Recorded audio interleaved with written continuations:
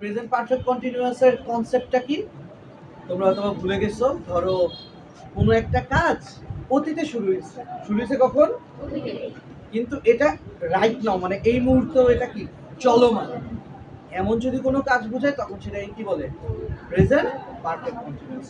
বোঝা গেছে? কোনো একটা কাজ অতীতে শুরু হয়েছে বর্তমানেও চলমান, সেটাকে কি বলে present perfect continuous tense. Clear? যেটা আমরা ওই যে উদাহরণ করতাম যে it has been raining since morning, মানে সকাল থেকে বৃষ্টি শুরু হয়েছে এখনো পর্যন্ত এটা কি চলতেছে। তাহলে এটা ব্যাখ্যাটা লিখে রাখো একটু 11 নাম্বার দিয়ে। কোনো একটি কাজ অতীতকালে শুরু হয়ে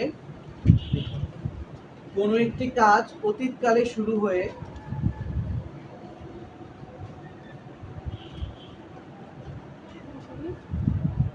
কোনো একটি কাজ অতীতকালে শুরু হয়ে বর্তমানেও চলমান থাকলে,